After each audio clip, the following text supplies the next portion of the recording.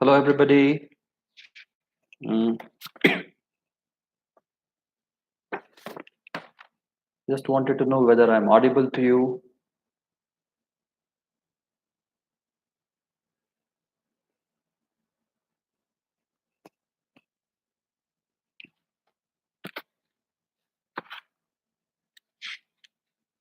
Okay, before I start, all those who are present, you just have to write in the comment box, am I audible to you?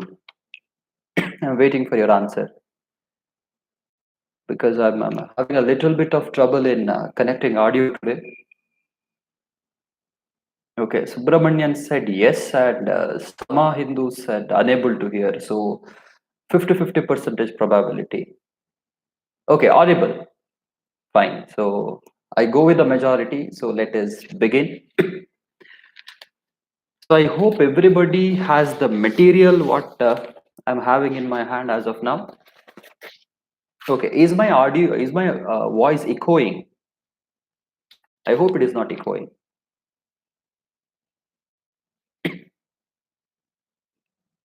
All right, let us directly get into the concept. So yesterday, uh, I believe yesterday we completed around 17 questions and we said that why we use ERP. So okay, now let us start with question number 18. Now, question number 18 says, write a short note on risk and corresponding control related to people issues. Okay, so it is talking about write a short note on risk and corresponding control related to people issues. So, what is this question? Now, the question is all about when the company decides, let me implement ERP in my organization. First thing is people are going to protest, people are going to object. We humans always, whenever somebody wants to do some changes, first thing is we protest. Remember when WhatsApp was there earlier days, status, how we used to put the status should be the return status, like, hey, I'm using WhatsApp, or princess, prince, king, all those things, you type it and put it. But lately WhatsApp rolled out one new feature of status in which you nowadays what you see, you can post some photos in the Play Store. Everybody said, we don't want this feature, we don't want this feature, roll back, we want the olden feature. But now we are used to it. But one thing what I want to convey with this is, whenever you give people something new, people will protest. Same way, let us say you're using some accounting software and you want to shift to ERP. So people are going to protest. Now, when I talk about people, who are these people? It could be employees, it could be the managers, the senior managers, the people who are around 50-55 year old, and when they're at the verge of their retirement, suddenly you go and tell them, sir, tomorrow onwards we are going to use some new software. They will say, no, no, no, we don't want software, we don't want new software, we are happy with our existing software. So the question is about that. Write a short note on risk and corresponding control related to people issues. So normally in the regular class, I gave this example. The example was simple. So one client came to me and he said that he is not quite happy with uh, how the system is going. So he said, I want to bring in ERP in my organization. So he said, as of now, I'm using an accounting software. As of now, I'm only using an accounting software, and I'm looking for bringing ERP in my organization. I said, why not? So we prepared a PPT presentation and we said how the game is going to change. As of now, you're using all this small software. Rather than that, we'll use one big software. And from tomorrow onwards, your organization is going to function very smoothly. And the owner was very happy. And the same presentation we gave for employees as well. We said, we are going to train you, but after a while, after some years, we are going to shift to ERP system. And all these employees went and told the owner, saying that if you are bringing new system, we are going to quit the organization, we are going to resign from our job. So now as an employer, he has to look at his employees first, then the software. Then he came to us and he said, we want to implement ERP, but not now, let us postpone for a while. So that is exactly this question is. So how are you going to handle the people issues? So the first thing is change management. So in the manual accounting process, I said, first thing is you pass the journal entry, then you do the ledger posting, then you do the prepare trial balance, balance sheet, profit and loss account, everything manually.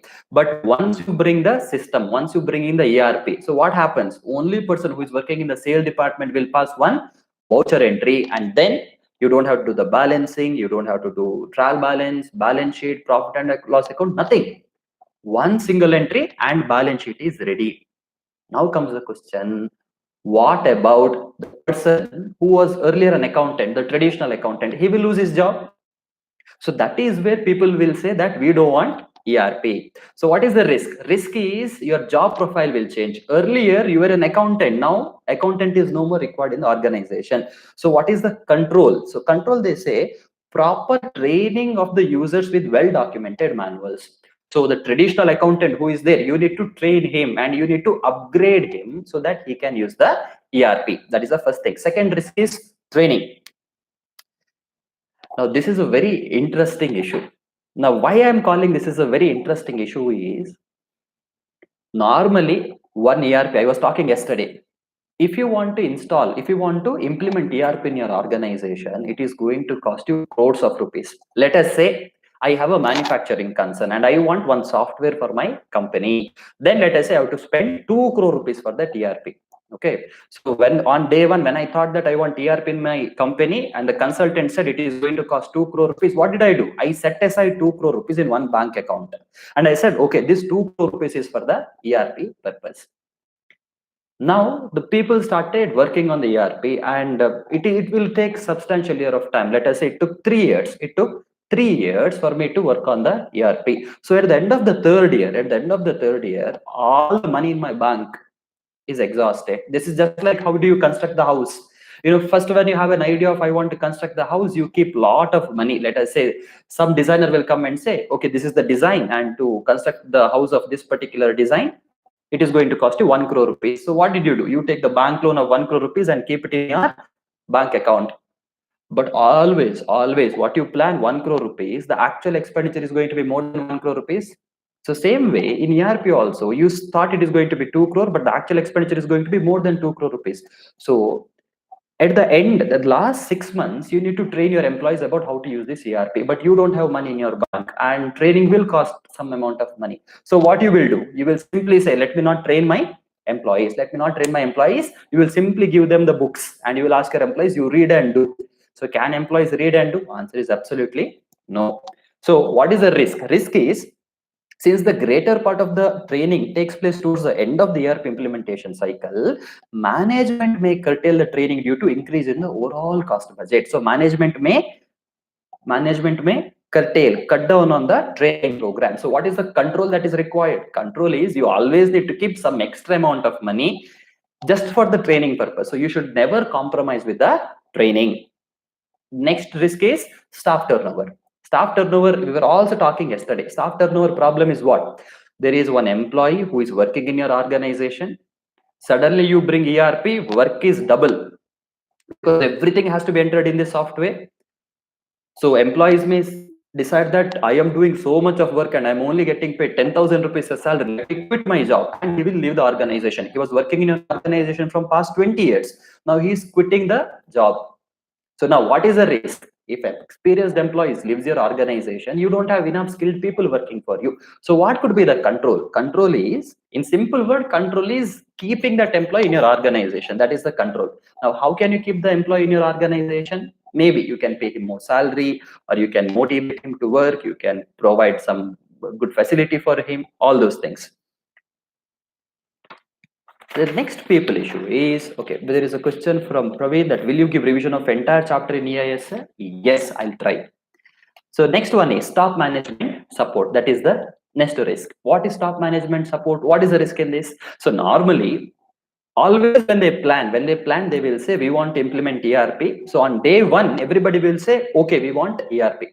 But after a couple of years, top management may say that this is too much of work, let's drop that particular idea. So what is the risk? If top management say let's drop the idea, then you cannot go ahead with ERP. So that is where when you are trying to implement the ERP on day one only, you need to explain the top management saying that this ERP implementation is going to cost huge amount of money and it is going to take lot of effort from the top managers. So at the end, you should not say that you don't want to implement ERP. So you need to convince them on day one and you need to take them into confidence.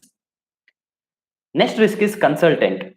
Now, who is a consultant? Now, consultant are basically, let us say as a chartered accountant, I am a consultant to my client if he wants to implement ERP in his organization. So on day one, he will not directly go to software engineer and say like, and I will ask, build me a software. He will come to a chartered accountant and he will ask that I want to implement ERP, but I don't know head and tail of it. Could you just explain? So what is the risk here? The risk is these are experts in the implementation of ERP package and might not be familiar with the internal workings and organizational structure.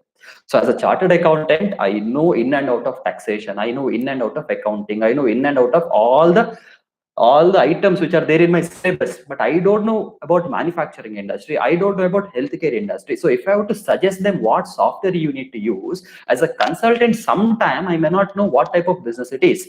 So what is the control? The consultant should be assigned a liaison officer. Now, who is a liaison officer? This liaison officer is a person from the company. So that person should come to me and first explain. Now, let us say one hospital wants to develop a ERP. So one person from the hospital should come to me, and for the entire 1 to 3 days of time, he should explain what and all are the functions done in hospital. Then I should give my opinion to the client. So when it comes to the people issues, so these are the different issues, these are the different risks, and this is how we can control it. Okay, that is with question number 18. Now, Suchi Bajaj, that is a question, that is EIS notes are not available.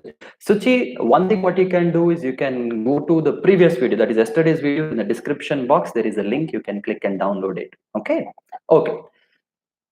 Now the question number 19. Okay, so somebody is saying, sir, EIS notes can't be accessed, it shows as corrupted file. So in that case, I want you to download an application called as OneFin. Okay, One and Finance. So it is there in the Play Store. Download it, and in that application, you will find the notes. If not, then again I'll put after this video in the description box. Now let us go to question number 19. Write a short note on risk and corresponding control related to process risk. Now, first thing what I want to understand, what I want you to understand is the way a company functions before ERP and after ERP is totally different. Okay, so now earlier process. Now let me give example of just accounting. Earlier process was you pass a journal entry, ledger posting, balancing, trial balance, profit and loss account, balance sheet. This is the earlier process. But after ERP, I said there is only one entry and balance sheet will be ready. I'm repeating again and again so that it stays in your mind. So earlier process was a lengthy process. After ERP, process is a shorter process. Now, so here they're talking about what is the risk when it comes to, what is the risk when we are talking about process. Before implementation of ERP, lot of decisions are taken by managers. Now, how managers take decision? They take decision on the base of their past experience. Okay, so normally in a normal business, decisions are taken out of their normal experience. But after implementation of ERP, experience has no place. So normally after implementation of ERP, everything is process driven. So before ERP, managers are taking decisions from their experience. After ERP, the software will take the decision. But for software to take the decision, software needs to have information. So what is the risk they are talking about? They are saying program management. What is the risk? There could be possibility of an information gap between day-to-day program management activities and ERP enabled functions like materials and procurement planning, logistics and manufacturing. Now, simple example, let us say there is one grocery store and you are the owner of grocery store. Now, you want to decide how much sugar has to be purchased. Normally, if you are the owner, you will think from your own experience that in 1 week, how much people will purchase, then you place the order. But after ERP, your experience has no value. Then who places the order? It is The software which is going to tell you how much of sugar you have to purchase. So in such scenario, once again,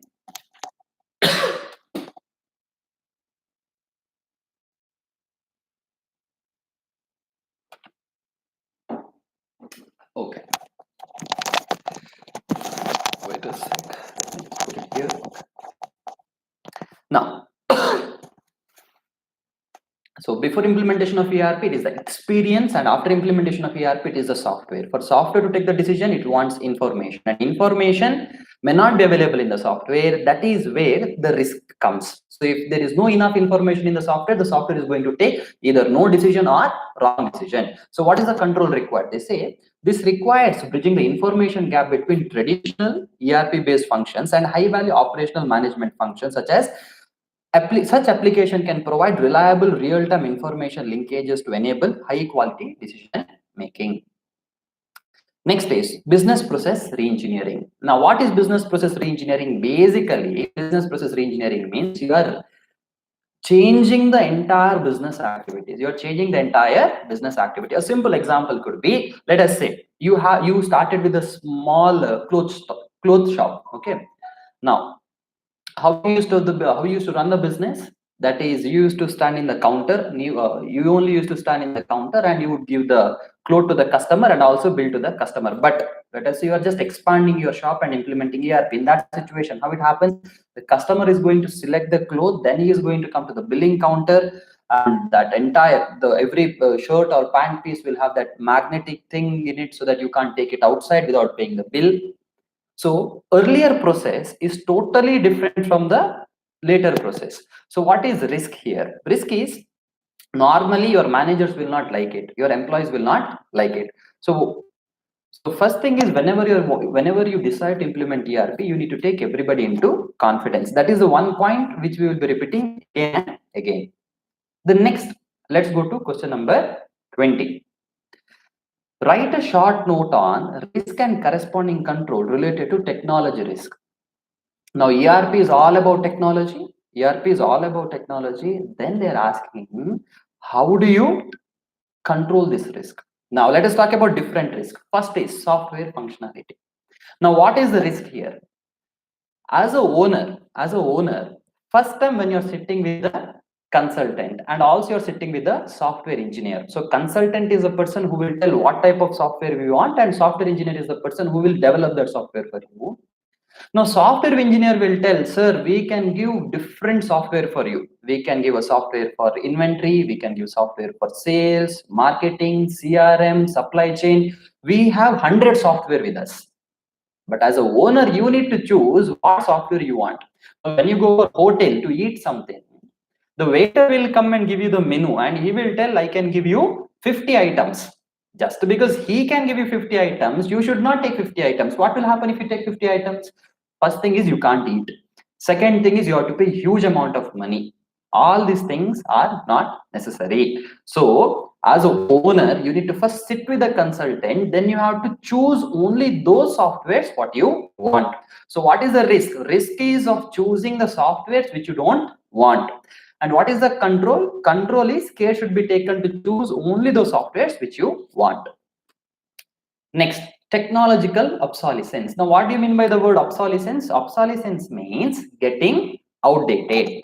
Now, as said, ERP is not a small software that today you give the requirement and in 1 week it will be ready. Today you give the requirement and sometimes it will take 2 years, sometimes it will take 3 years. Now, today you decide you want to build a software and it will take next 3 years for the software to get designed. Now, after 3 years, when the software is ready, imagine the technology is outdated. The technology is outdated. These days, you see, the technologies keep on changing very at a rapid rate. Before 5 years, you did not know what phone pay was, what Google Pay was, maybe even Paytm was not that popular. But now, all these e-wallets, your Bheem, phone pay, all these things are popular.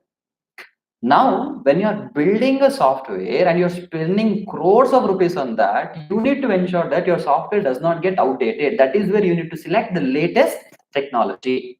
The next risk is enhancement and upgrades.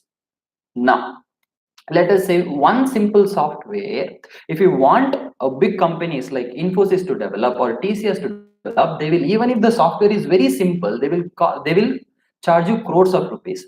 On the other hand, the recently passed software engineers, if you just pick on 10 engineers and if you tell them to develop the same software, let us say they will do it in 2 lakh rupees, and Infosys will say I want to charge 1 crore rupees. Now which one will you choose? Will you choose this 2 lakh rupees or will you choose this 1 crore rupees? As a normal commerce student, you will say, I will only choose 2 lakh rupees. Why should I spend extra 98 lakh rupees? But in reality, the bigger companies will always go for Infosys. The reason is software is not a one-time process. It wants upgrades, it wants patches every now and then. Now, if you pick these individual software engineers, today they do software for you, next year they may get some good job in abroad, they will simply leave you and go to abroad and they will not even answer your call. And who will update your software? So what is the risk? Risk is ERP systems are, if they are not upgraded or not kept, the risk is that ERP systems are not upgraded and kept up to date.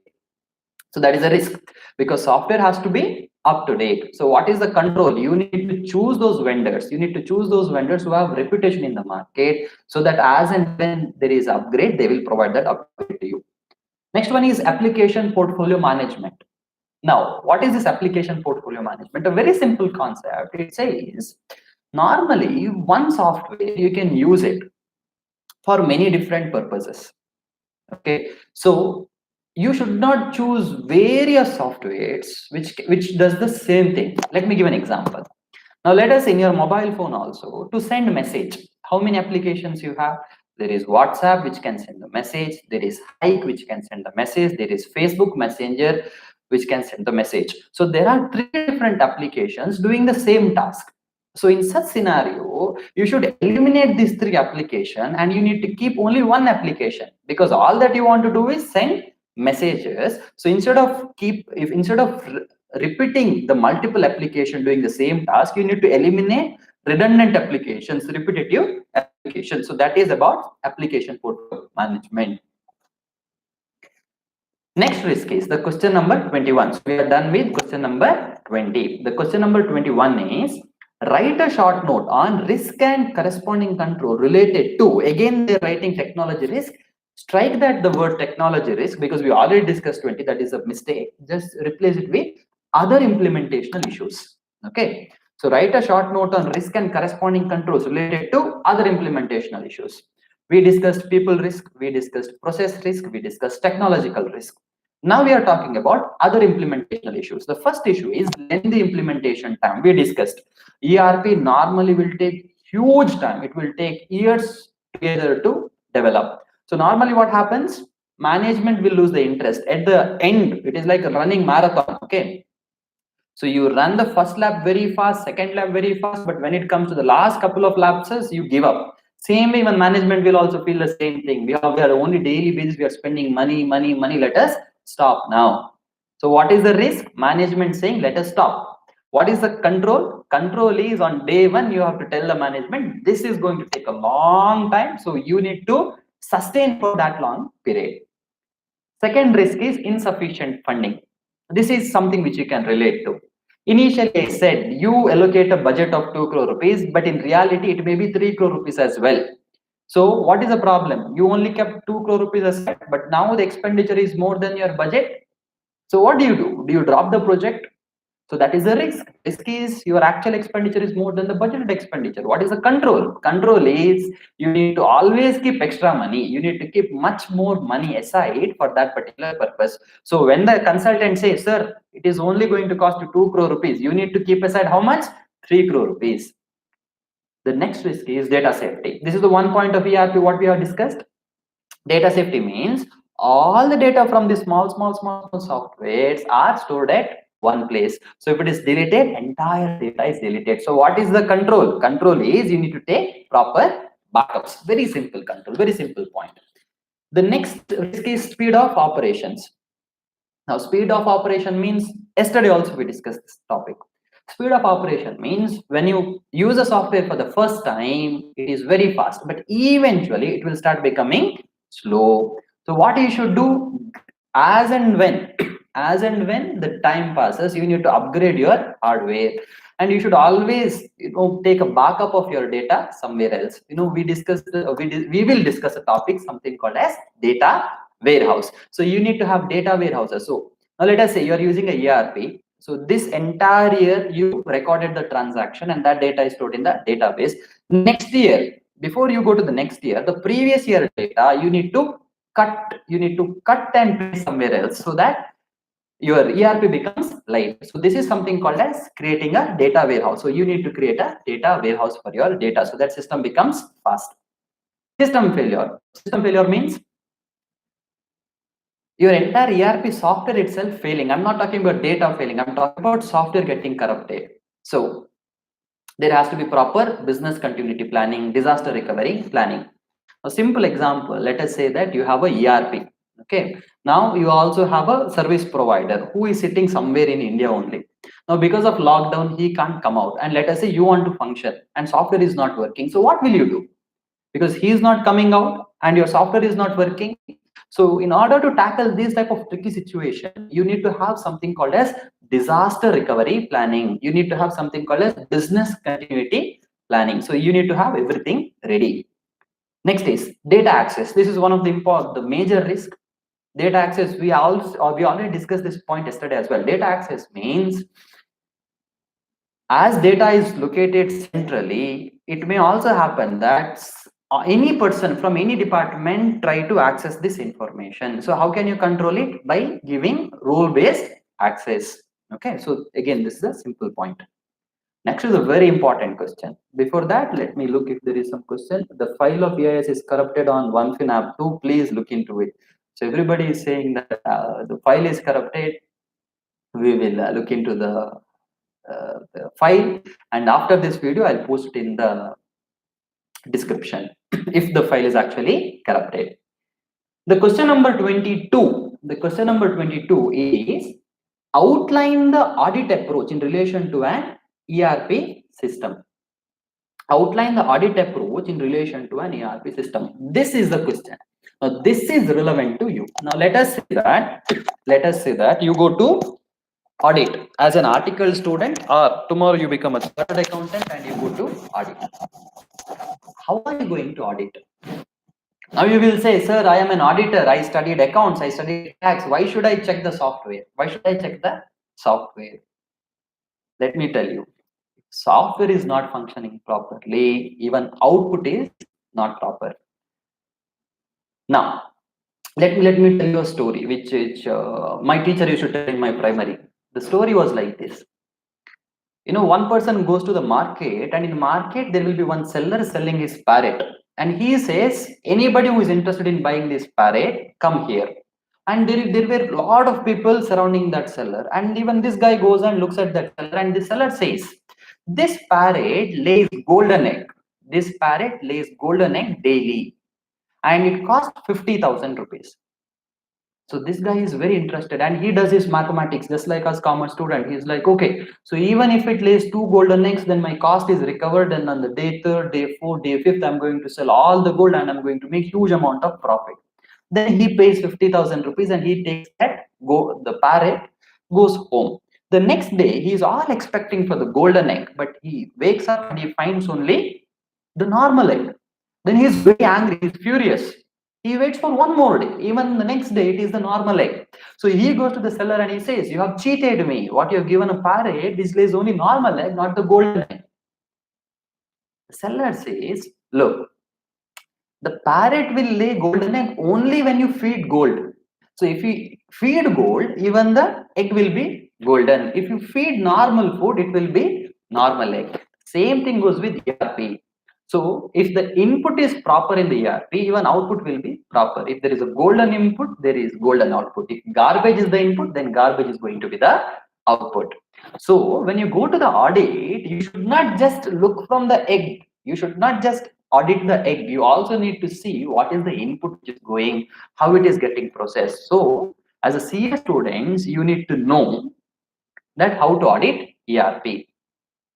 So there is one RTP question which is not there in this material, but it is there in your study material.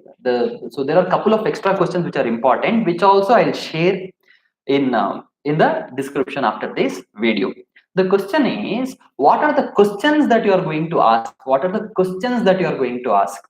So there is a list of questions what is given in your study material. Let me just give a brief explanation about those questions. First question you are going to ask is, who developed this ERP?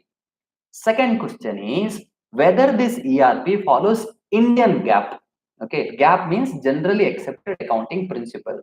They, let us say, one software engineer from United States, America, developed this ERP. Now he does not know Indian GAAP. Maybe he developed this software according to US requirement, US GAAP. So will you get the balance sheet according to Indian requirement? Answer is no. So one question you need to ask is whether this software, so whether this software is developed as per Indian GAAP. Next one is whether this software generates reports as per regulatory requirement. Now let us say there is a company. For a company, what type of balance sheet, what type of financial statement it has to be? As per Companies Act, the financial statement has to be as per Schedule 3. Now, if the software generates vertical format, that is not what you want. So you need to ask him whether the software generates reports as per regulatory requirement, as per Companies Act, as per Income Tax Act. Next question you ask is whether there is proper role-based access control, whether data is kept safe, whether there is any unauthorized access possible. So there are 10-15 questions. So in examination, they may ask, as an auditor, what are the questions that you may ask? So that question you need to write. But if the question is, outline the audit approach in relation to an ERP system, that is question number 22, your answer should be like this. First thing is you do the auditing of the data. Now, what is auditing of the data? First thing is you see physical safety of the data. Now, how do you see the physical safety? You should ask them whether proper backup is taken, whether some random person can come and access the data or somebody can come and delete the data. So that those are the questions you need to ask. Next question is access control. Access control means, can anybody change the data? Now, the golden rule is only authorized people should be able to pass entries in the ERP. They should be able to make some changes in the ERP. So that is a question you ask. Whether access is restricted to authorized people or even unauthorized people can come and change the data. If they say, sir, anybody can come and change the data, then your audit should stop right there. Because if any person has passed the entry, your output, your report also will contain those unauthorized entries. So first question is, you should ensure physical safety of data. Second question is whether access control is proper. Next is auditing of process. So when you start the audit, you need to audit the functional audit. Now, functional audit means you need to pick certain functions and from start to finish, you need to see whether everything is proper. For example, purchase. So purchase is a function. So when I talk about purchase, there are various activities in purchase. What are the different activities in purchase? First one is from the manufacturing department, they will say that we want 1000 kg of material. Now that is the first purchase requisition. From purchase requisition, the purchase department will place what? Purchase order. They will get the material. After getting the material, you raise the bill, you make the payment. So all these are the process. So you need to pick each process, then you need to audit that process. That is called as functional audit. Next is input validation. Now, what is input validation? Input validation means you need to open that software and you need to see whether the software takes the right input or not. For example, imagine a shopping mall, and the person who is sitting at the counter is passing the entries. Now, let us say you purchased soap, let us say you purchased some grocery items, and you go to the billing counter. Now that person is passing all the entries. Now you should go there and you should try to pass some entries. For example, you should try to change the date. Now, if you can pass the sale entry for the previous date or the next date, then that means the software is not proper. Because if you are sitting at the sale counter, you should be able to pass only that day's sale. So if you can change the date to either tomorrow or for the previous day, then that means software is not proper. So this is how you audit the software. So quickly, what are the things? First one is auditing of data. Auditing of data, what do? You see the physical safety of the data, then you see the access control. Then you do the audit of the process. How do you do it? First one is functional audit. That is, you pick a process, purchase process, sale process, manufacturing process, quality control process, all these processes you pick it, then you do the auditing. Then input validation, you see whether software is taking the right input. Okay, so that is where question number 22. Mark this as very important question. Then we will go for the different modules. That is from question number 23, it will begin, and we will be talking about all the modules, almost all the modules we will be talking about. Let's discuss very quickly one by one. Now, what is module? First thing is module means ERP is a, again, ERP is a big software. ERP is a big software having small software inside it. Now, every small software is called as module. Now, let us talk about one module called as financial and accounting module. That is a software which does accounting part. Now, this financial and accounting module is connected to all the different modules. So it is connected to your sales module. So any sale happens, entry is made in your accounting software. It is connected to your inventory module. It will, so from where the closing stock, opening stock information will come. It is connected to your manufacturing module. It is connected with your purchase module. All the modules are, at the end of the day, it is connected to financial and accounting module. So then they say, what are the key features of this module? So remember, what do you mean by feature? Feature means what and all you can do in this particular software. First one is you can track the flow of financial data across the organization. So whatever is happening in the HR module, how much salary is paid, you can understand from financial and accounting module. How much is your manufacturing expense, you can understand from your financial and accounting module. Then you can create the organizational structure. So when you are when you are configuring the software, you can define your company name, your company address, your company CIN number, that is the company identification number, or company GST number, PAN number, all these things you can save in your accounting module. Then financial accounting global settings, that is, let us say you have one branch in India, one branch in US, one branch in Canada, in various other countries you have branches. Now in India, the financial year is from April to March. But maybe let us say in US, the financial year is from January to December. So your balance sheet is from April to March, but for the US, the balance sheet is from January to December. In such situation, you need to configure it properly, and this configuration is also possible in your financial and accounting module. Then there is general ledger accounting, that is creation of chart of accounts. Now, what is this chart of accounts? Basically, chart of account means you're creating various ledger accounts. Remember when you used to be in your 11th standard, your teacher used to say create a debtors account, creditors account, and you would start drawing the lines and creating 5-6 ledgers. So this is called as creating chart of accounts. So these chart of accounts in software, you do it with the help of software. You don't draw lines. Next is you can configure the taxes, and you can create and maintain different bank accounts in your accounting software. So, and you can create details about your account payables, account receivable, that is details about your creditors, details about your debtors, their master data, everything is stored in your accounting module. So that is about question number 23. So what are the things that you can do with your financial and accounting module? So the question is, Nilesh, how to make charts? So I understand this is about how to create chart of accounts. Uh, Very simple, you just have to open the software. So I could have shown, but this is way too technical for me because these are the very couple of videos of YouTube live, so I wouldn't be doing it. But maybe on a later part, uh, in my regular classes, I had actually shown how to create a chart of accounts. That is in the software, it is very easy. Just like how do you create contacts in your mobile phone, even in your software, you can create accounts. Okay, so you can just name the accounts. Let us say you want to create a machinery, let's say computer account. So you just give a computer name and you have to select it's a fixed asset. It should come in the balance sheet. That's it. Very simple process. Next question number 24. That is write short notes on controlling module of an ERP system. Now, controlling module is another software. Controlling module is another software, another small software. So what is the function of controlling module? As the name says, controlling module is nothing but to control. Now, how do you control it? Now, I'm not talking about CCTV cameras here. I am talking about costing module. Now, costing is all about controlling. You have different approaches like standard costing, budget, and different things what you do to control the expenses.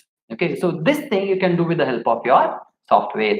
Maybe on the beginning of the year, you can allocate the funds in the sense for marketing 1 crore rupees.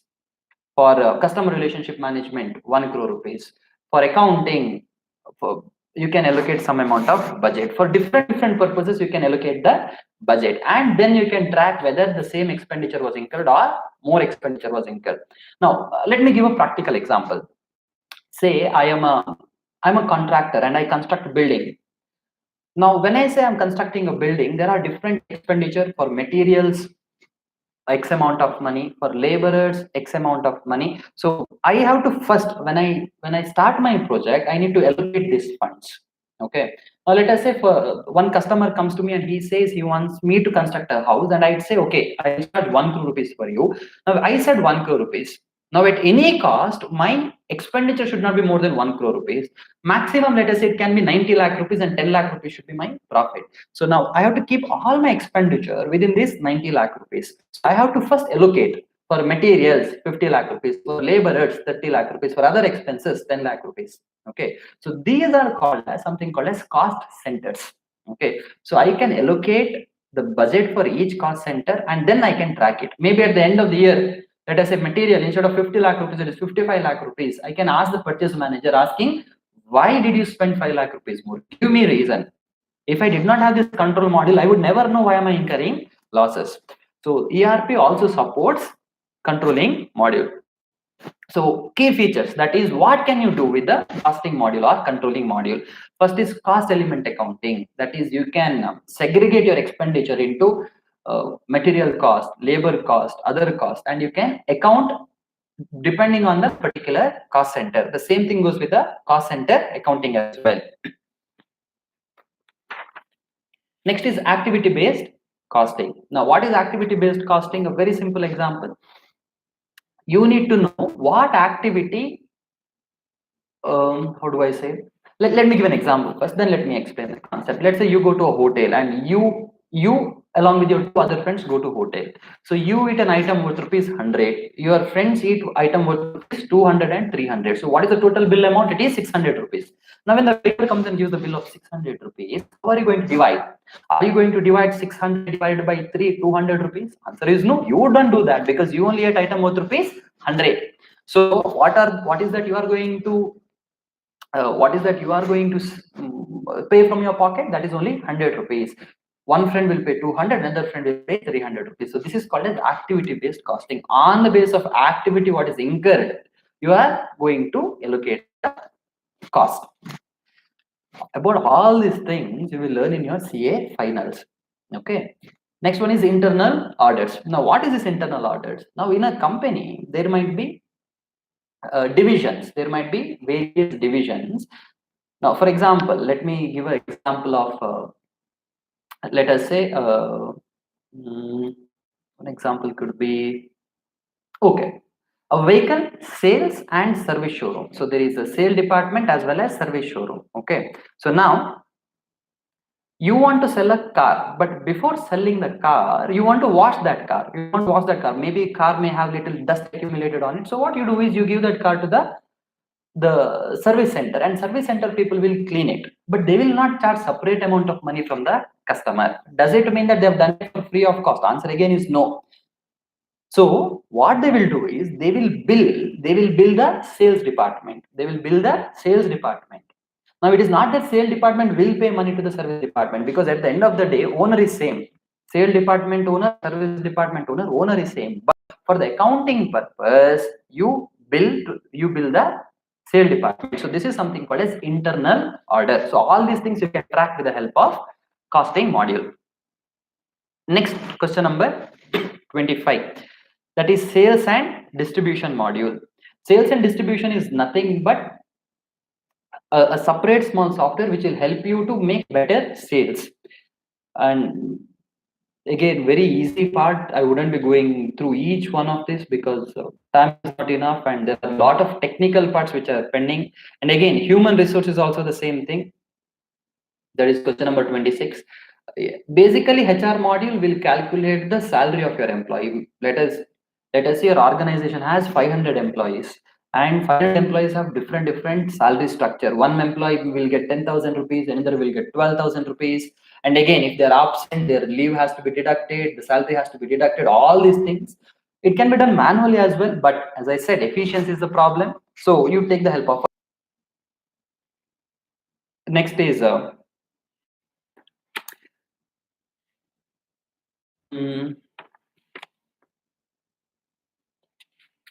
First, let me explain something very difficult first. Then I'll come back here, because these are the things I'm hopeful that even you can understand when you start reading on your own. There are certain things where you will get stuck. Okay, so I'll explain that first, and if the time permits, I'll come back.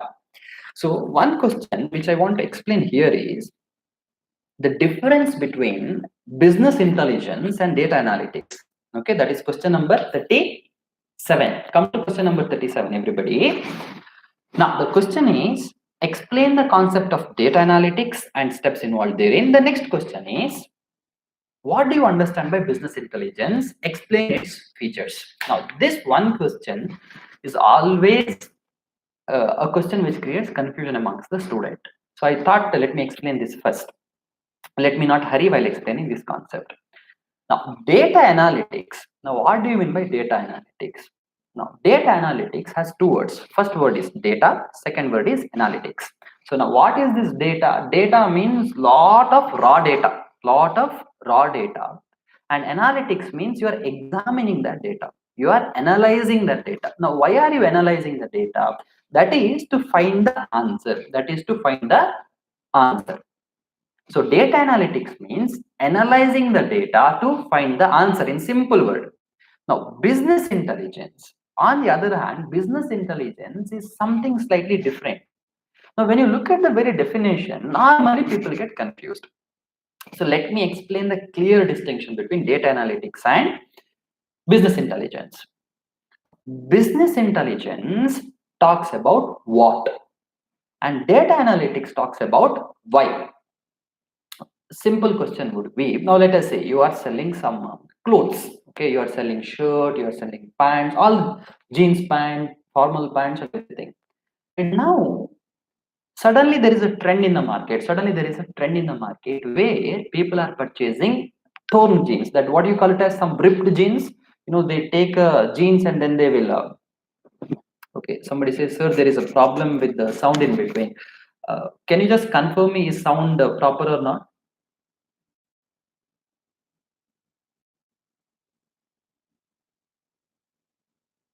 Just give me a second. I'll just correct the sound if it is proper. But meanwhile, if the sound is proper, just write in the comment box that sound is proper. 1 second.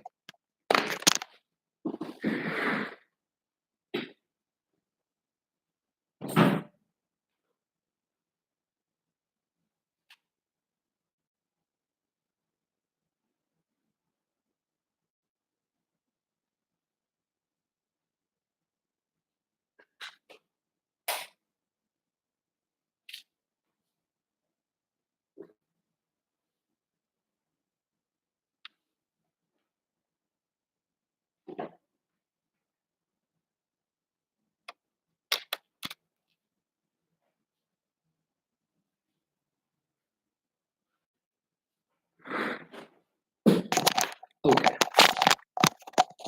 So they said the sound is proper. So let us continue then. Okay. So now the difference is business intelligence. So when I'm talking about business intelligence talks about present factors. Data analytics is about future. So if I want to take some present decision, I want the help of business intelligence. But I want to take some future decision, I want the help of data analytics. Now I was talking about ripped jeans. That is the jeans where the tailor will tear something and the people will start liking it. Now if I'm selling some jeans pant, I need to know that what is the trend, what is the recent trend, what people are liking. Because only if I know what people like, I can sell it immediately before my competitors do. Suddenly, I understand the trend that people want ripped jeans. So I will increase the stock of ripped jeans. I will keep ripped jeans in my exhibition for the customer to see and purchase it. Now, this decision to take, I want information. Okay, I want information, and this information I'll get with the help of business intelligence. So now let me tell you very simple word what business intelligence is. So business intelligence means As a manager, as the owner of a particular shop, I want information to take the decision. Now, this information can come from my internal sources, that is based on my past week sale, 1 month sale, I can come to know, or it may also come from external sources, that is maybe from Facebook or Instagram. I'm getting a lot of requests from the customers saying that, or a lot of photos which has been uploaded in the social media about ripped jeans. So this information may be from internal sources or maybe from external sources, which will tell what is the current trend. What is the current trend? And on the basis of this information, I am able to take some decisions. So this is called as business intelligence. Now this is not called as business intelligence. What is business intelligence? Is software telling me. Software telling me what is the current trend. That is business intelligence. Now, business analytics or data analytics is talking about the future. The future in the sense, data analytics will go through the data of the people, who are purchasing these ripped jeans. Then it will analyze and it will tell, oh, the people between the age group of 15 to 25 are the ones who are liking this particular pattern. And it will try answering why they are liking this particular type of dress. On the basis of this, I can make my future decisions. Maybe I can open separate store, maybe I can open separate shop for ripped jeans. So this decision I can take with the help of data analytics. So business intelligence is about present decisions and data analytics about future decisions. So let me read the answer first, then I'll explain in detail. Now, explain the concept of data analytics and steps involved therein. First point, it is the process of examining data sets to draw conclusions about the information they contain, increasingly with the aid of specialized system and software. First thing, data analytics can be done only with the help of software. Okay, it can be done with the help of software. Second point, important line is, it is the process. It is the process of what? Examining the data sets. It is a process of examining the data sets. You have huge amount of data about your customers buying pattern. So it is examining their buying pattern to what? To draw conclusions, to get answer. Why are they purchasing the same kind of goods? About the information they contain, increasingly with the help of specialized system and software. So data analytics you use to find the answer. Okay. Now, how do you do the data analytics? First one is you collect the data, you collect the huge amount of data. Then you can't directly analyze the data in the form of text. It could be in the form of images, or it could be in the form of videos. So now, next thing what you need to do is you need to organize the data, because only on the organized data you can run the analysis. Now, to do the data organizing, you want a data scientist, you want a specialized people from commerce background. You cannot do that. Next is modeling and training. Modeling means you need to tell the software what type of output you want. So modeling in simple word, let us say before you construct a house, you develop one model. In that model, the architect will show you how the house will look like. Same way, before running the analysis on the entire data set, you first create the models in what type of output you want. So after you do this, then you do the data analytics. That is, you run this analysis on the entire data set what you have. So you will get the answer regarding some questions. On the basis of that question, then you report it to the manager. So this is all about data analytics. So data analytics means analyzing the huge amount of data to find the answer to a question. Next, this Walmart once had huge amount of data. Walmart is a place where you sell a lot of grocery items. So they did the analysis. They did the analysis on their customers' buying pattern, and they understood that whenever it rains, the very next day, the customer will buy more milk. So why they buy the more milk, nobody knows. But it is a pattern where every time it rains, the customer next day buy more rain. So the Walmart, with the help of this decision, every time it rained, it would have more stock of milk.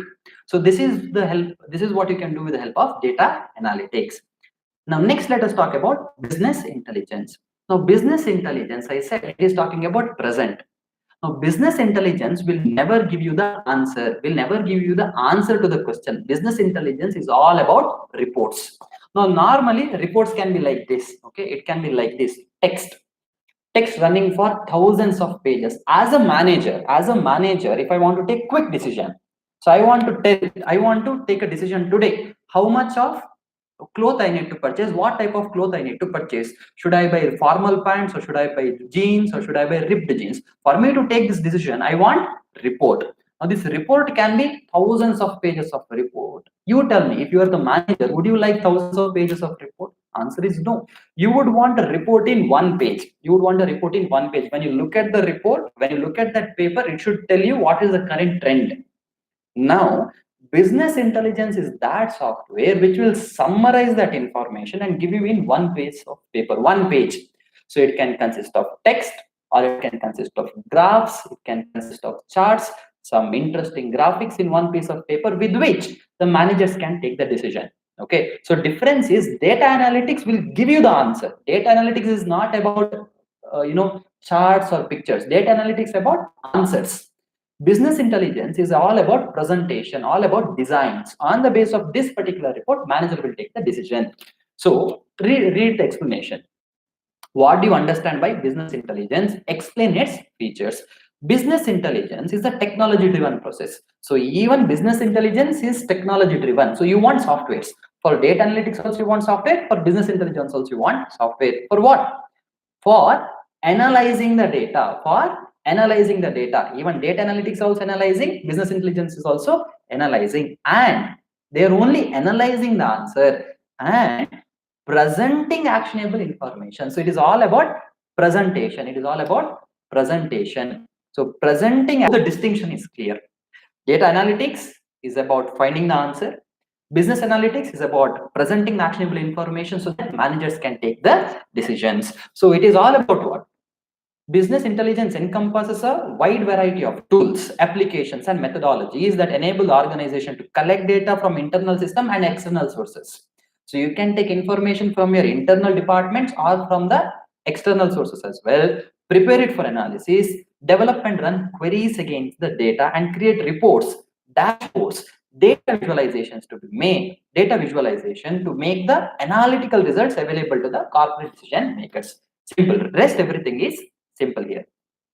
All right. So this is the distinction between data analytics and business intelligence. Don't confuse it in the examination. Next is about XBRL. So this is the one more thing what people get confused is, what do you mean by XBRL?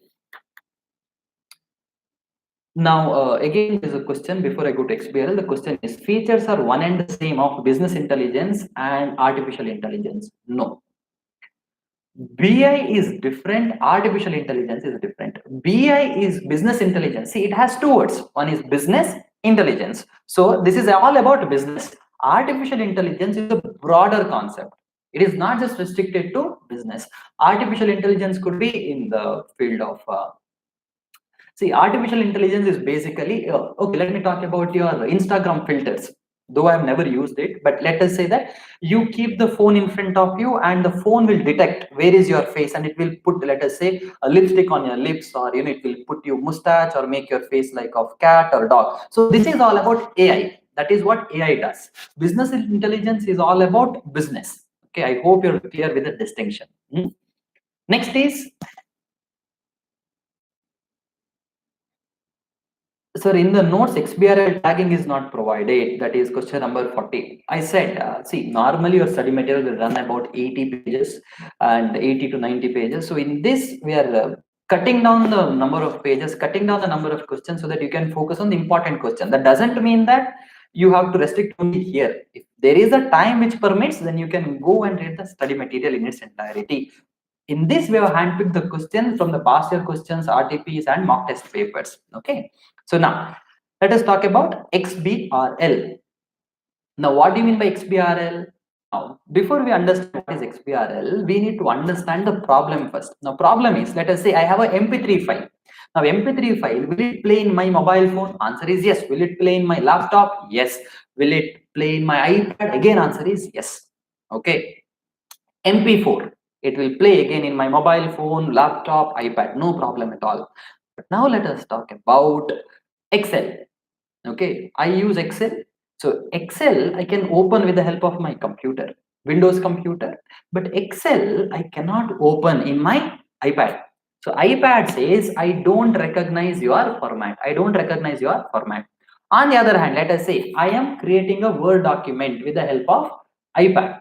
Now, will it open in my mobile phone? Answer is no, it will not open in my mobile phone. So what is the problem?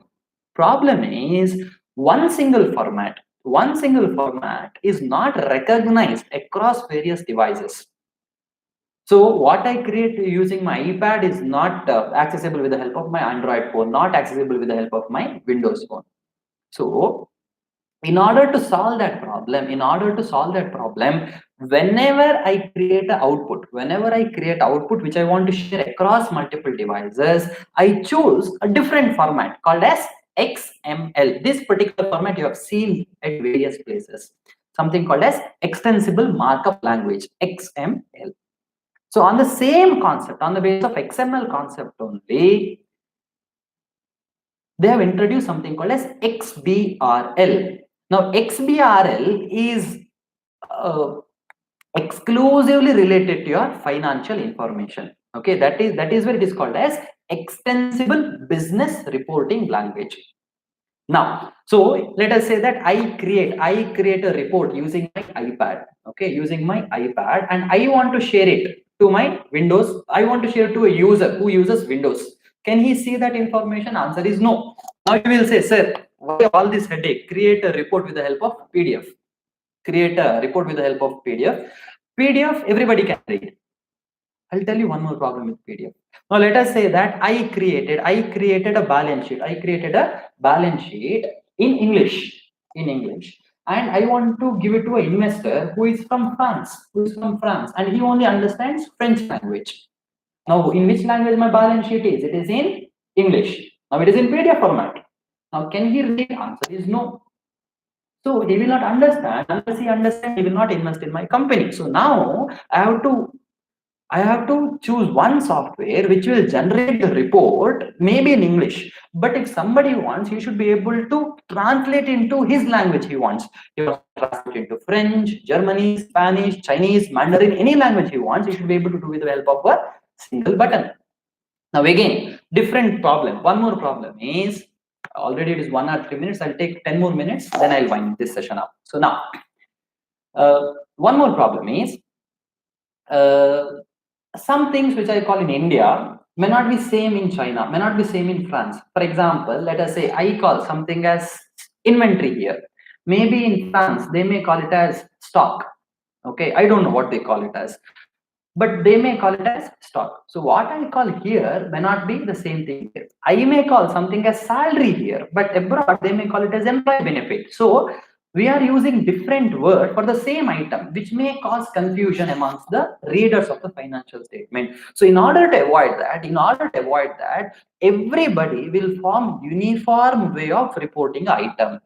Okay, so this is called as taxonomy. So taxonomy means there will be a field. Okay, so now taxonomy means, I'll tell you. Let us say I call it as salary. So in my financial statement, it will come as what? Salary.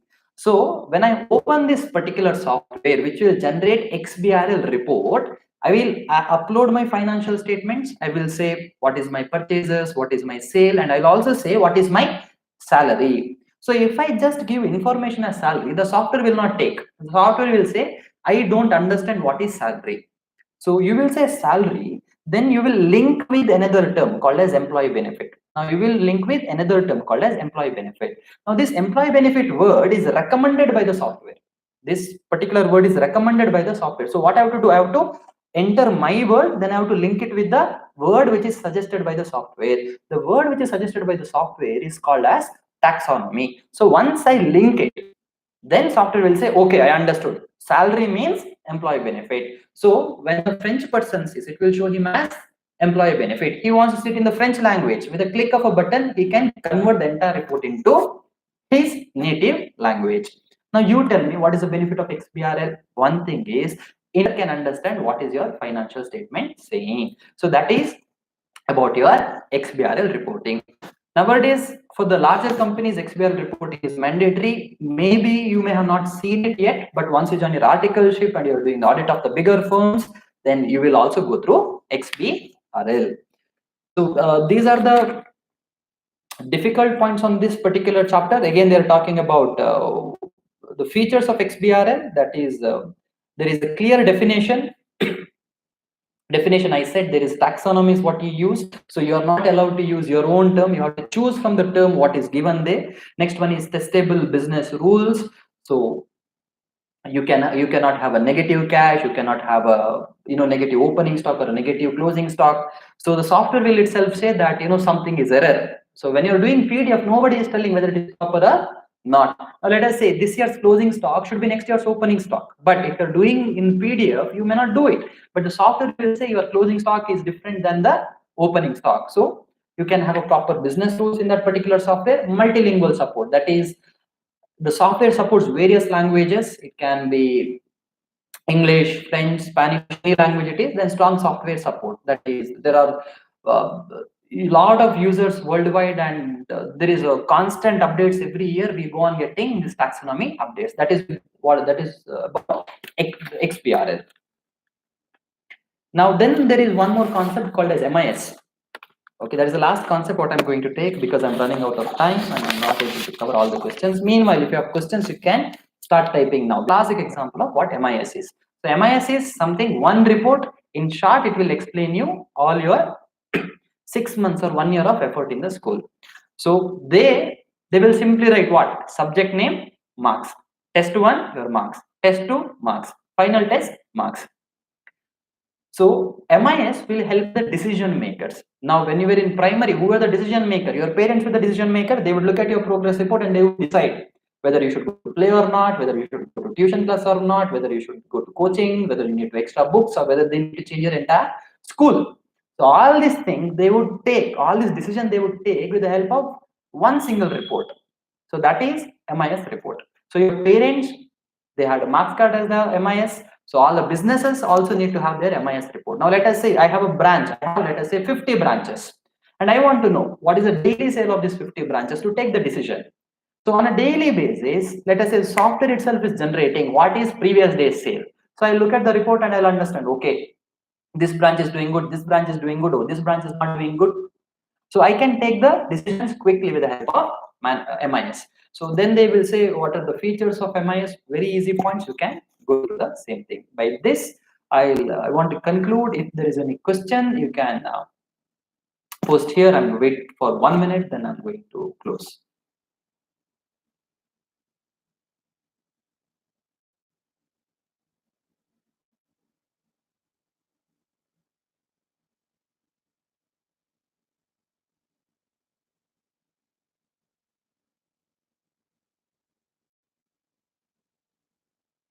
Okay, let us say you don't have the questions now, then you can go to OneFin application. Then there is a discussion forum separately. There also you can put your questions. Maybe other students will try to answer, or if nobody answers, then I will answer. That is risk and control perspective. Neha, I wish you could be more.